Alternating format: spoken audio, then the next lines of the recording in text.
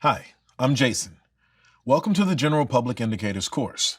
This course is part of the U.S. Department of Homeland Security's Blue Campaign, a national public awareness campaign designed to educate the public, law enforcement, and other industry partners to recognize the indicators of human trafficking and how to appropriately respond to possible cases.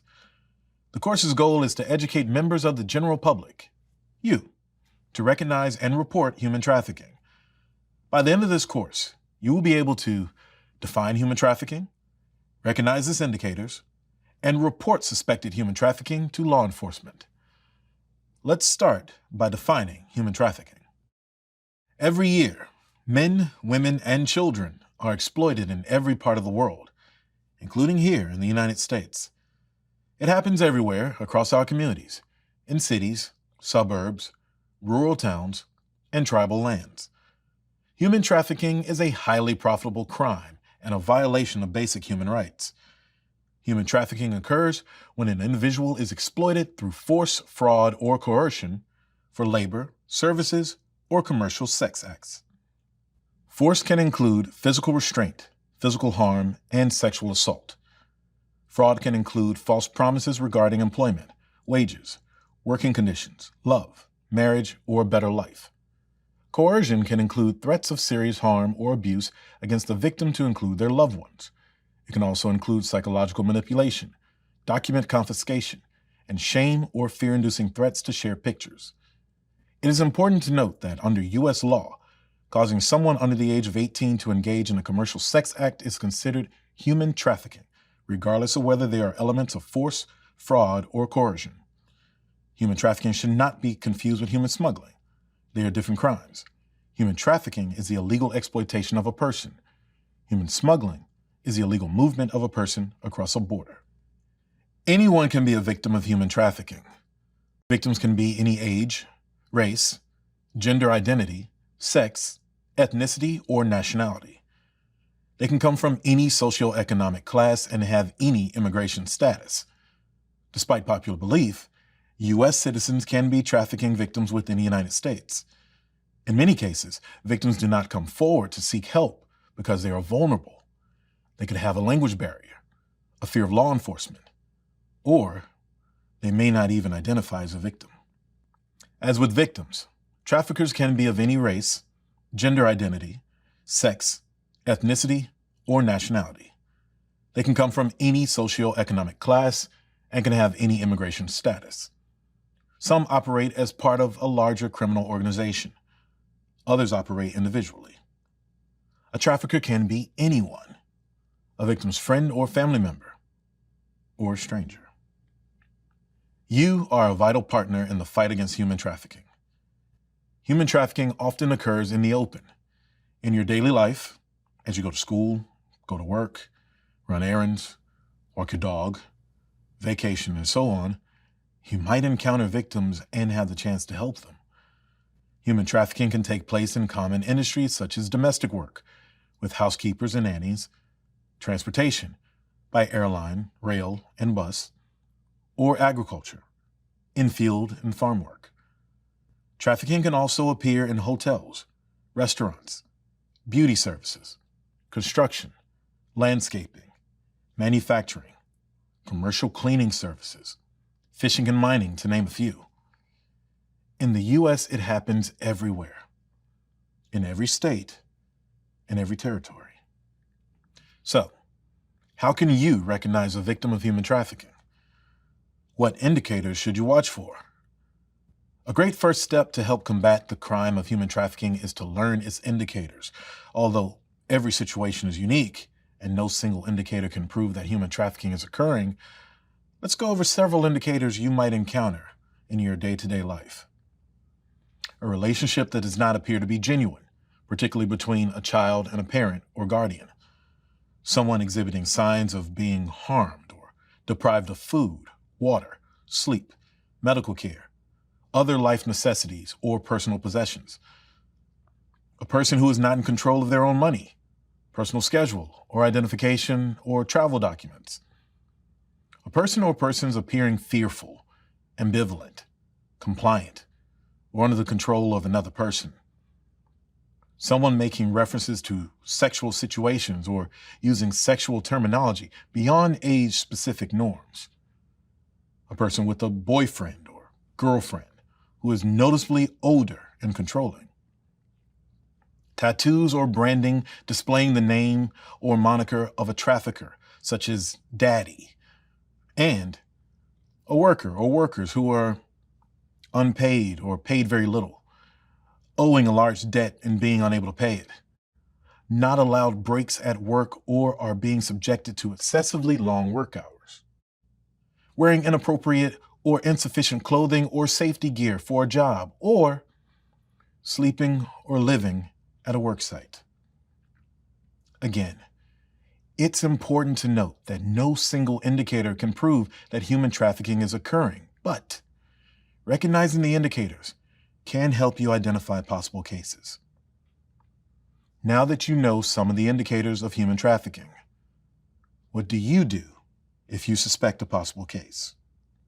If you observe suspected human trafficking, report it right away to the Homeland Security Investigations tip line at 1-866-347-2423. The tip line is open 24 hours a day and is toll-free from the U.S. and Canada.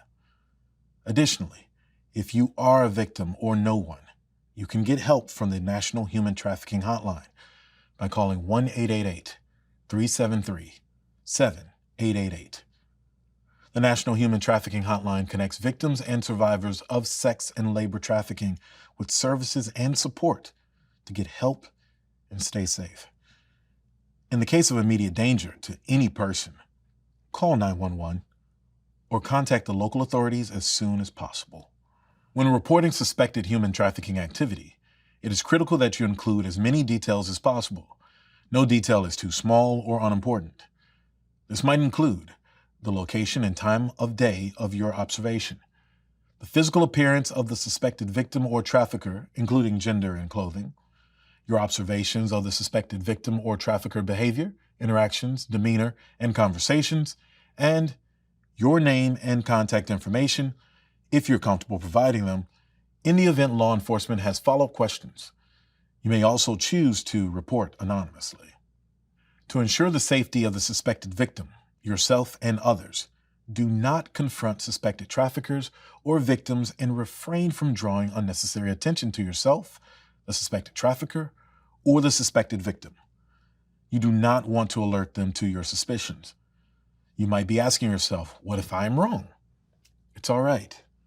Reporting suspected human trafficking is always the right thing to do. Your tip, by itself or combined with other information, might help law enforcement build a case against a trafficker and assist the victim. Now that you know the primary indicators of human trafficking, let's see how some of these could play out in real life. We'll take a look at two scenarios, a hotel and a construction site, in which multiple indicators will be shown. Can you identify the indicators? Let's start with the hotel.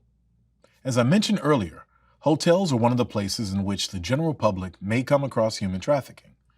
Sometimes, sex traffickers will operate out of a hotel for multiple days, having sex buyers come to the hotel for forced prostitution with the victims. Hotel guests, as they conduct their day-to-day comings and goings during a hotel stay, may see more than they realize. Let's take a look. Hi, may I help you? We're checking in. Is there an adult or a parent with you? No, our dad dropped us off to check in. He'll be back soon. Oh, okay. What's the last name?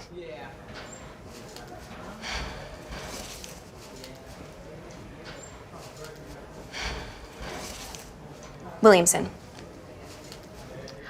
Charles Williamson? I see it here. He has you checking in for him.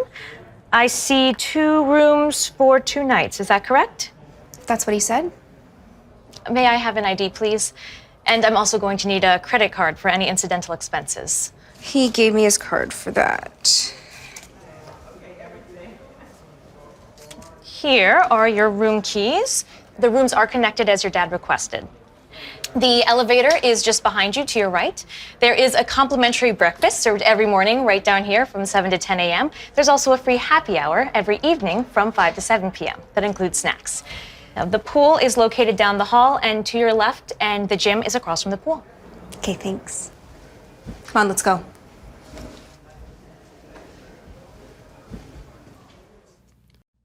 Let's recap. There were several potential human trafficking indicators in this scene. To start, the kids' overall appearance and demeanor. They looked exhausted, potentially malnourished, disassociated, and withdrawn. Additionally, Eva has a large bruise on her arm. These can all be indicators. I'm sure you noticed that the kids didn't have a parent with them.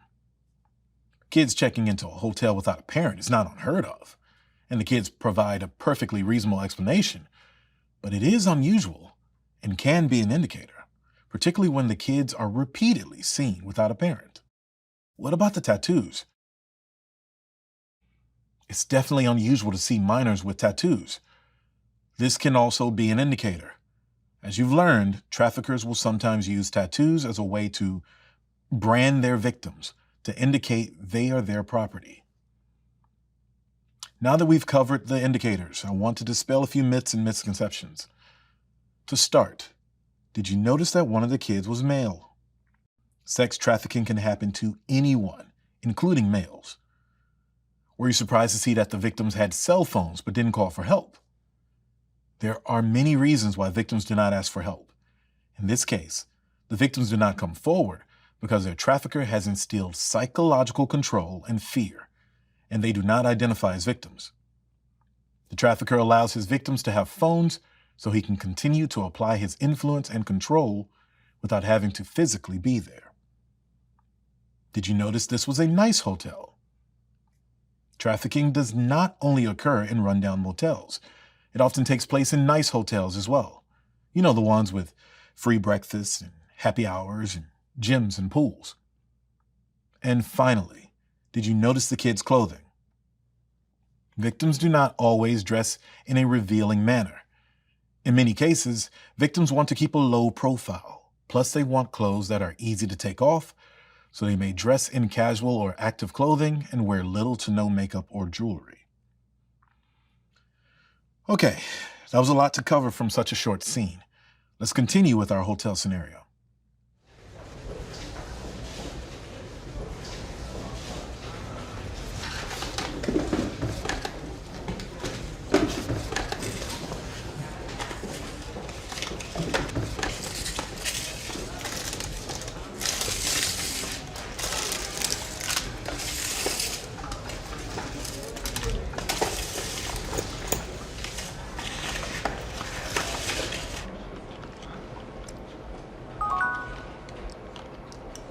Daddy says we need to get the pictures done now. Let's go.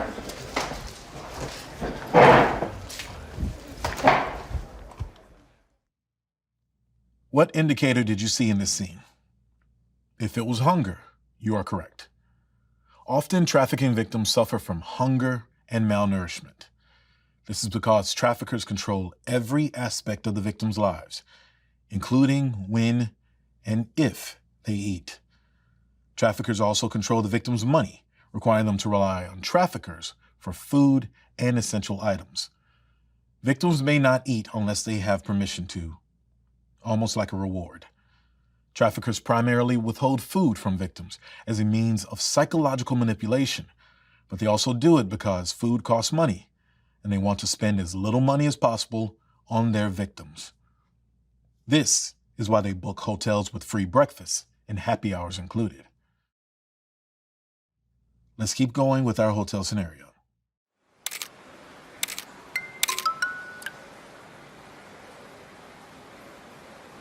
Hi, Daddy.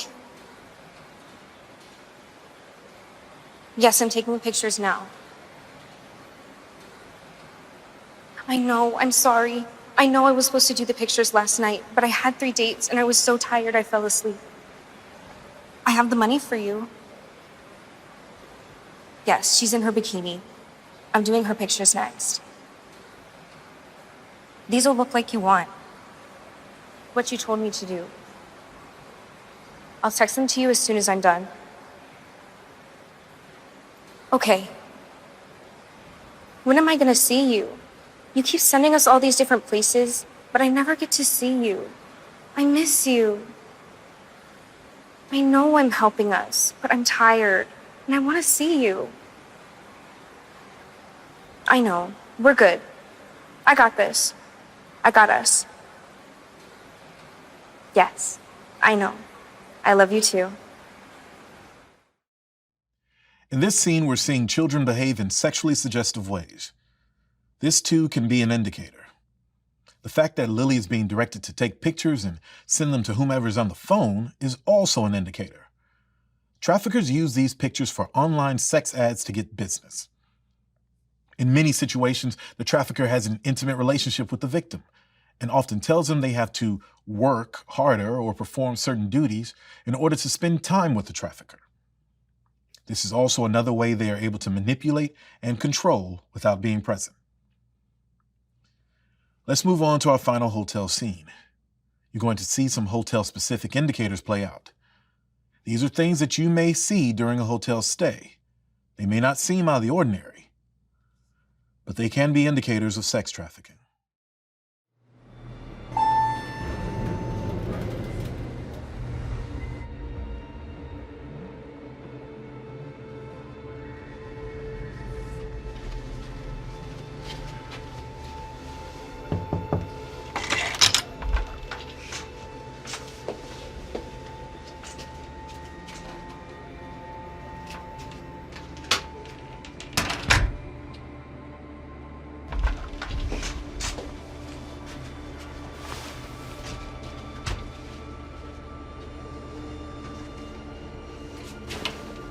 A steady flow of different men into and out of the same hotel room or rooms can be an indicator of human trafficking. It's important to note that the buyers who purchase sex don't come from any particular social class or profession, age group. Instead, they are ordinary, everyday people, white collar and blue collar, young and old. Another indicator you may see in a hotel is frequent housekeeping visits to the same room or rooms, delivering towels, shampoos, and soap. Housekeeping. This is because victims will shower between buyers, and buyers will often shower before leaving a room.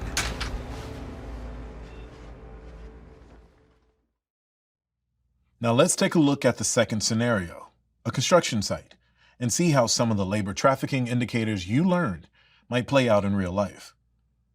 This scenario takes place at a residential property that is undergoing renovations, but it could just as easily take place at a commercial building site, on a roadway, or at any location where construction is being done. Let's take a look. This may seem like a normal construction scene, but pay attention to the workers' clothes and shoes. One worker, who appears to be a teenager, is wearing gym shorts, and another is wearing worn-out dress shoes. Not really appropriate attire for construction work. Inappropriate clothing for a job can be an indicator of labor trafficking. Traffickers are usually in control of their victims' money and possessions, which limits the victim's access to appropriate clothing like work pants, steel-toed boots, or even jackets for cold weather. Do you see the one worker's injured arm in the homemade sling?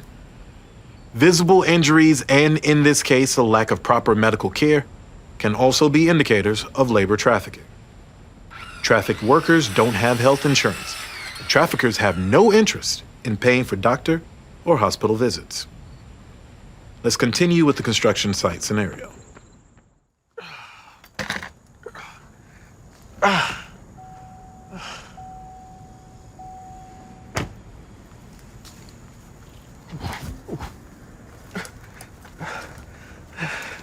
This porch should have been done by now. Why isn't it done? Screw me, sir. I hurt my arm. I don't care. I told you that this porch needed to be done by yesterday, and here it is today, and it's still not done. I've got buyers coming! Sorry, sir. Please. I do my best. No, you're not. No. You're wasting my time. Now get back to work. It'd be a real shame if I had to visit your daughter and her family.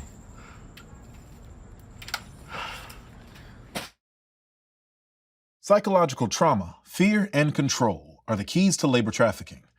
Seeing a worker who is fearful of being abused or controlled by a superior can be an indicator. Imagine you live near this house and pass by it on a regular basis.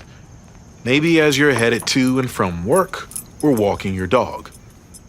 Over time, you notice the workers always seem to be there, no matter what time of day. You see them in the early morning.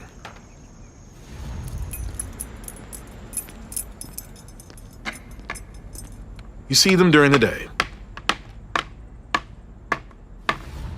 And you even see them late in the evening. In fact, they almost seem to be living there. That's because they may well be. Often, traffickers force their victims to work excessively long work hours, so much so that victims may be compelled to live at the job site, often in unsanitary and unsafe conditions. Seeing laborers who work around the clock, take few breaks, or who, in some cases, do not leave the job site, can all be indicators of labor trafficking. Situations like the scenarios you just saw happen every day. As you go about your normal routines, you can help victims by noticing the indicators and reporting suspected human trafficking. Thank you for completing the Department of Homeland Security's General Public Indicators course. You are now able to define human trafficking, recognize its indicators, and report suspected human trafficking to law enforcement. With your help, we can all make a difference.